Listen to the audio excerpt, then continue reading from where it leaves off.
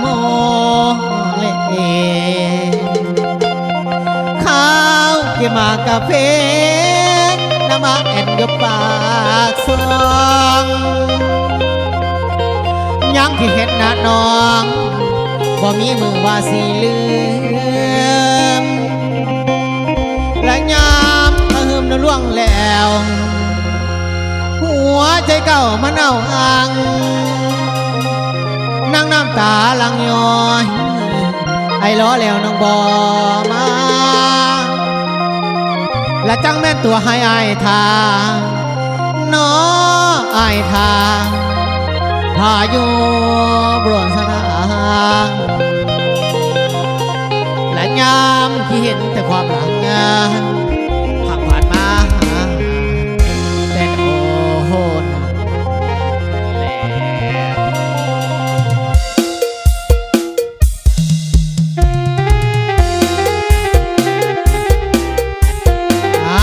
ไปทั้งภาคสองก็แล้วกันเด้อไปเก็บหมากกาแฟน้ำกันเพิ่นว่าเด้อส่วงนี้เด้อ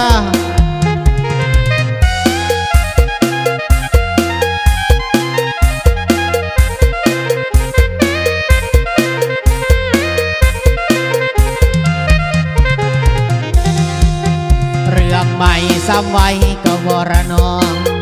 ดังบ่อเนื้อทองมายามเพราะว่าหมอละอาม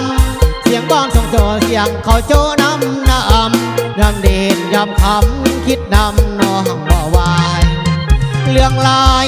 อายจนละเมอว่าสิได้พบเจออีกกระบุญบังไฟให้นัดก็บอกเอาไว้ว่าพี่กายปล่อยให้เขาเสียใจเพราะกระบุญลาวเถิงเฮ้ยมาเหิงได้แต่เบิ่งเขานั่นในบ้านยังกันอยู่ที่เมืองปากซองมองกับพาเสบาแต่เศร้าละมาเข้าสู่ดงพาฮ่องกงนางกงทักไก่นับแต่เขาลิ้นไหลก็พอแล้วเมื่อวีเพราะไม่เตอละเงอคำเบาคือเธอว่าจะบ่หลอกบ่ลวง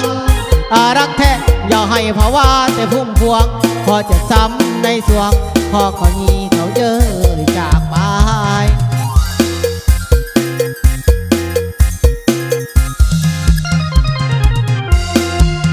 ไวไฟกับไอเตอร์แสลงจากแม่งของแพงที่ก็มีเยอะของเจ้าไอตกละเงอเตอร์ละไงของอย่าเอามีสุขกับเขาแสดงข่าวเก็บมากกับเพ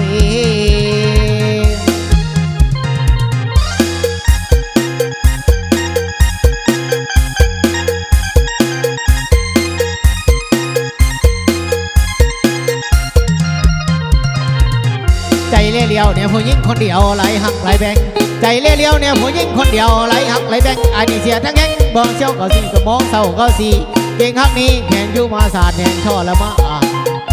ย้อนหักสาวเล่าทั้ง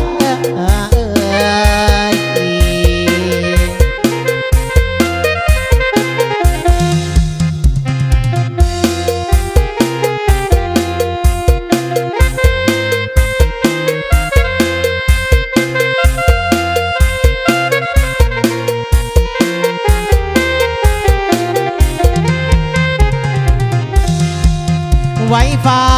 กับไอเตอร์แสลงจากแม่งของแพงที่ก็มีเยอะของเจ้าไอตกละเงอเตอร์ละไงของอย่าเอา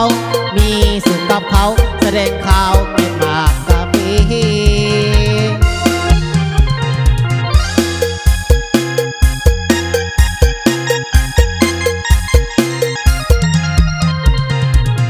ใจเลี้ยวเนี่ยผู้หญิงคนเดียวไหลหักไหลแบงใจเลี้ยวเนี่ยผู้หญิงคนเดียวไหลหักไหลแบงไอ้นี่เสียทั้งแง่งบนเศร้าก็ยังมองเศร้าก็สีเก็บมากนี้เห็นอยู่มาศาสตร์เห็นท่อละมาอ่านย้อนหักสา